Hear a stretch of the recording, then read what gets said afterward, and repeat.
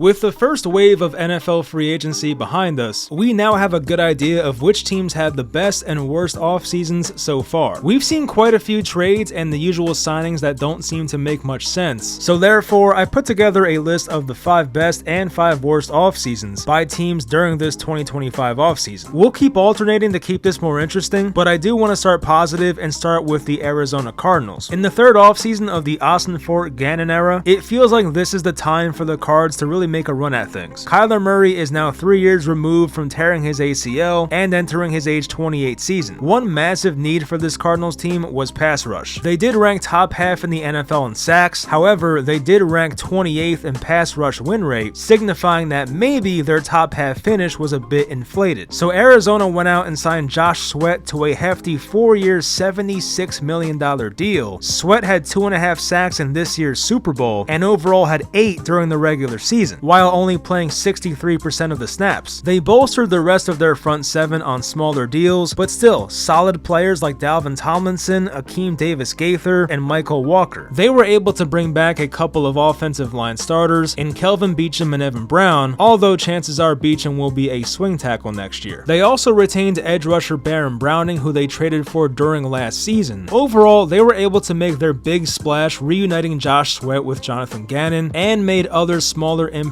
signings to positions of need. For one of the worst off seasons of 2025, I hate to say it, but we have to go to Seattle. There's been a ton of change here in recent years. No more Russell Wilson, no more Pete Carroll, now there's no more Geno Smith, DK Metcalf, and Tyler Lockett. Seattle's compensation for Metcalf was the 52nd overall pick, and for Geno, they received the 92nd overall pick. It wasn't a bad return, but to pivot from Geno to then pay Sam Darnold, I mean, is it really that much better? On the bright side, the Darnold contract is not as bad as it looks, and Seattle can get out of that after 1 year if things are not looking good. I'm just not a believer that Darnold is that much of an upgrade over Geno. And then in free agency, they added DeMarcus Lawrence on a 3-year, $42 million deal, which baffles me, considering he'll be 33 and just missed 13 games last season with a foot injury. To supplement the loss of their wide receivers, they added reliable Marquez Valdes-Scantling. He did have some good moments with the Saints last year, so I don't want to completely clown that signing. Of course, after I finished recording this, the Seahawks did sign Cooper Kupp for 3 years, $45 million, but honestly, I don't love that either. He'll be 32 next season, and his yards after catch per reception has been declining since 2021. I really like what the Buffalo Bills have done so far. First off, they were able to retain some key players like Josh Allen, Greg Rousseau, Terrell Bernard, and Khalil Shakir. Even with their cap restraints, they still made some solid free agent signings. Ironically, their 3 biggest signings all came from LA in Josh Palmer, Joey Bosa, and Michael Hoyt. Now, unfortunately, 2 of their signings already got suspended for 6 games for PEDs with Hoyt and Larry Ogunjobi, but I'm sure they'll be able to survive without them for a bit. Joey Bosa carries his injury history, of course. Although he did appear in 14 games last season, he still had a 13.9% pass rush win rate in 2024 and continues to be a stout run defender. The Bills obviously needed some more moves to put them over the hump, and I think these guys can do that for them. This next one hurts to say because overall I love the job Adam Peters has done, but I have not loved the Washington's offseason so far. Trading for Deebo Samuel and Laramie Tunsil is the definition of high risk, high reward. Maybe it works out and I look stupid, but I can't say I've been too impressed watching Deebo Samuel play football lately. The Javon Kinlaw 3 for $45 contract was one that I had to double take when I saw it at first. They released Jonathan Allen for cap reasons, and then hand out $30 million guaranteed to Kinlaw. I know with Kinlaw you can move the money around, but I still don't get it. At that point, just extend Allen and move his money around. Jonathan Jones and Dietrich Wise coming over together is interesting, but those are 2 guys north of 30 years old now. But hey, they did get clowned last year for signing old guys, and that seemed to work out pretty well for them. I just really don't like that Kinlaw contract, and the big trades they made were a little too risky for my liking. And maybe I'm the one overreacting, because I feel like based on other people's reactions, they seem to love Washington's offseason. I've seen them ranked as the #1 offseason according to some articles. But hey, that's what my gut tells me, and if I'm wrong, I'm wrong. Won't be the first time. The Chicago Bears made a couple of good moves before free agency even opened. They acquired Jonah Jackson for a 5th round pick after his 1 season with the Rams did not go as planned. Then after that, they went out to acquire Joe Thuney, who aside from the Super Bowl, had a phenomenal season with the Chiefs playing left guard and left tackle. Just when you thought they could not upgrade their putrid interior offensive line even more, they went out and signed the best center on the market in Drew Dahlman. They signed another Falcon for the interior interior, but this time on defense with Grady Jarrett. He may not be the same player he once was, but he's still an above average starter. Lastly, they added 25-year-old edge rusher Dayo Odenigbo, coming off his best season if you're going off PFF's numbers. With Ben Johnson at head coach and year 2 of Caleb Williams, this Bears team's doing all the right things to make a playoff push in 2025. After a disappointing 2024, you figured the Cowboys would make some type of exciting splash during free agency, but if anything, it's been the complete opposite. They made a couple of smaller trades for former top picks in Kaiir Elam and Kenneth Murray. Elam I have more faith in considering he's younger, and I actually did like him coming out of Florida. Could be a bad take right there. They were able to re-sign Osa Odigizua, but it seems like they've lost more than what they've gained. Chauncey Golston, DeMarcus Lawrence, Rico Dowdle, Zach Martin retired, Jordan Lewis, and Cooper Rush all departed for one reason or another. They beefed up their defensive line with Solomon Thomas, Peyton Turner, and they got Dante Fowler back after spending last season with Washington. The running back room got a little better with Javonte Williams and Miles Sanders, but you'd have to imagine that they addressed that position in the draft. Overall, there wasn't some big overspend, so it could be worse, but it seems like they've taken a step back in terms of overall talent. I'll admit, what they've done so far is a bit risky, but I find myself being a fan of the Broncos offseason. After finding out that Bo Nix is actually better than most people expected, this is their time to go all in. So what makes their offseason risky, you may ask? Well, 3 of their biggest signings all have concerns for staying healthy over 17 games. Linebacker Dre Greenlaw played 2 games last season coming back from his freak Achilles injury in 2023's Super Bowl. He's still 27, and the last time we saw him, he was one of the better linebackers in football. His contract is for 3 years, $31 million, but the way it's set up, Denver can get out of it after 2025 if things do not go well. They also gave out a 3-year deal to safety Talanoa Hufanga, who tore his ACL in 2023 and missed half of 2024 with a wrist injury. At his peak in 2022, Hufanga was one of the better free safeties in the entire NFL. He just turned 26, so there are reasons to believe he'll bounce back. Lastly, Evan Engram battled hamstring injuries for most of last season, but after catching 114 balls in 2023, the upside still remains high for the athletic 30-year-old tight end. They were also able to retain DJ Jones, yet another former 49er ironically. I see where this could go wrong obviously, but I love the upside, and I believe that when we look back in a year, this has a chance to be one of the better off seasons in the NFL. Speaking of Sean Payton's team, let's go to his former one, the Saints. You know what doesn't help a team already struggling to find open cap space? Signing Chase Young to a 3-year, $51 million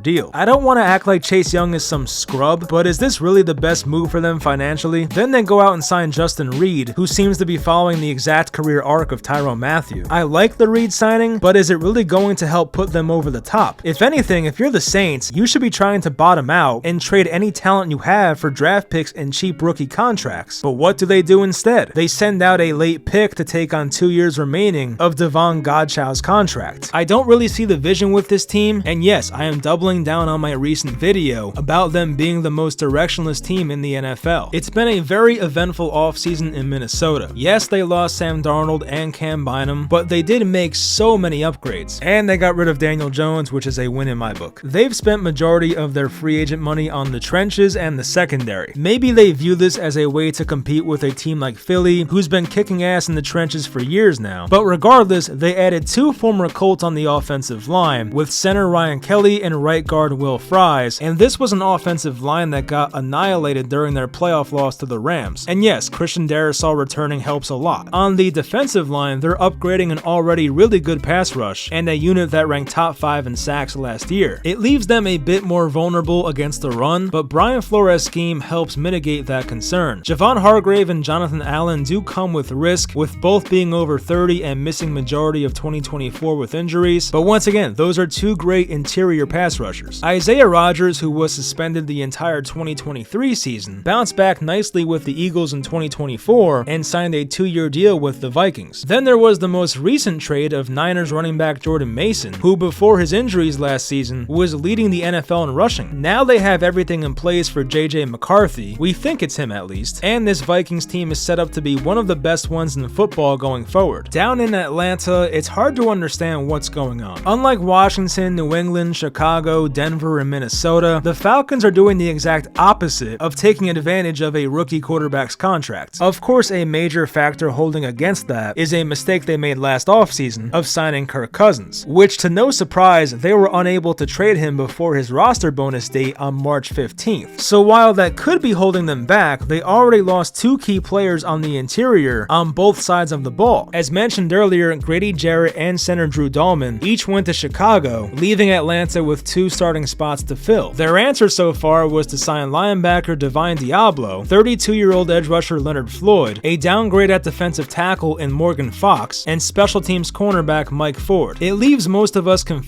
but maybe there's something bigger planned ahead. At least I hope so for their sake. If not, then God bless Michael Penix. That'll do it for this video of the 5 best and 5 worst off seasons so far. Of course, leave a like and subscribe if you enjoyed, and I'll talk to you guys next time.